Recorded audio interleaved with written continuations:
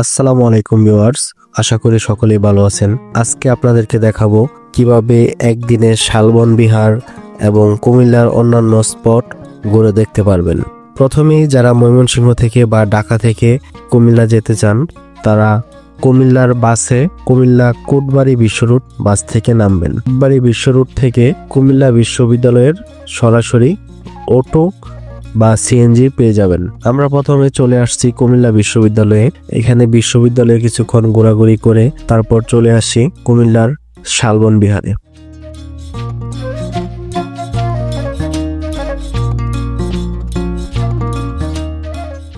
শালবন বিহার ঘোরাঘুরি শেষে আপনারা শালবন বিহারের ঠিক পাশেই দুটি স্পট ঘুরে নিতে পারেন। একটি হচ্ছে নব শালবন বিহার, অন্যটি হচ্ছে ময়নামতি জাদুঘর।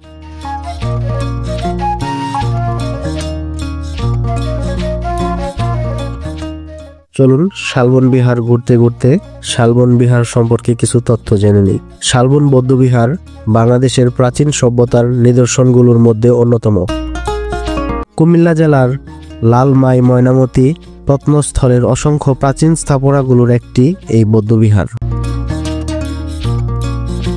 ধারণা করা হয় যে খ্রিস্টীয় 7ম শতাব্দীর শেষ থেকে 8ম শতাব্দীর প্রথম ভাগে দেববংশের 4র্থ রাজা শ্রী ভবদেব এই বৌদ্ধবিহারটি নির্মাণ করেন। আমরা এখন আছি কুমিল্লার শালবন বিহারে। এখানে আমাদের সাথে আছে শহীদুল ইসলাম।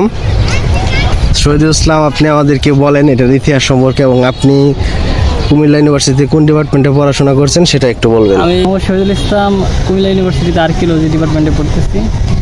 তো এটা হচ্ছে শালবন বিহার। এটা আগে প্রতিদিন নাম হচ্ছে ভবদেব বিহার। শাসক দেব বংশের শাসক ভবদেব এই বিহারটা নির্মাণ করছে। বৌদ্ধ সন্ন্যাসীরা এখানে উপাসনা প্লাস শিক্ষাদান করত। এখানে বৌদ্ধ বিহারের ভিতরে অনেকগুলো ছোটো ছোটো কক্ষ আছে যেখানে বৌদ্ধ সন্ন্যাসীরা থাকতো। আর মাঝখানে হচ্ছে একটা মন্দির আছে, কেন্দ্রীয় মন্দির, যেখানে তারা পূজা অর্চনা করতো। আর ওইদিকে একটা মন্দির আছে, ওইখানে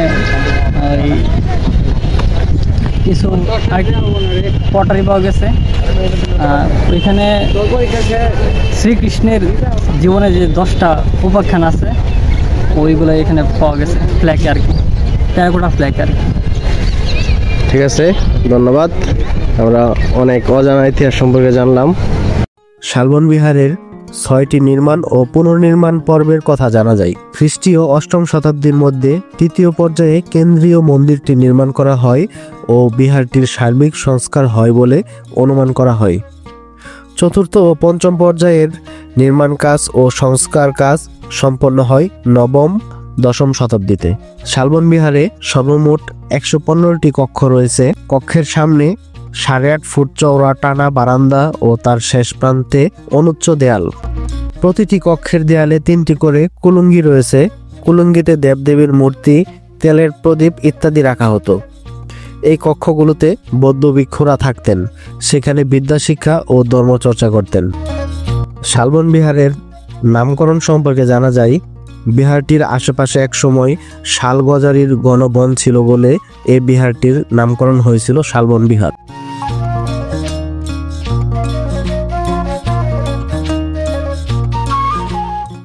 এখানকার স্পটগুলো ঘোরাঘুরি শেষে আমরা চলে যাই কুমিল্লা শহরে। চলে আসি কুমিল্লা শহরের ধর্মসাগর দিঘির পার। এই ধর্মসাগর দিঘিটি খনন করেন ত্রিপুরার অধিপতি মহারাজা প্রথম ধর্মমাণিক্য। 1458 সালে তিনি এই ধর্মসাগর খনন করেন। তার এই পুকুরটি খননের মূল উদ্দেশ্য ছিল এই অঞ্চলের মানুষের পানির কষ্ট নিবারণ করা। মহারাজা ধর্মমাণিক্যের নামানুসারে এই পুকুরটির নামকরণ করা হয় ধর্মসাগর।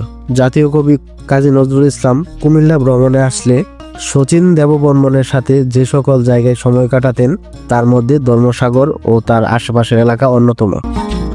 ধর্মসাগর পুকুর পাড়ে কিছুক্ষণ সময় কাটিয়ে এরপরে চলে যাই কুমিল্লার সেই বিখ্যাত রসমালাইয়ের উদ্দেশ্যে মাতৃভান্ডারে।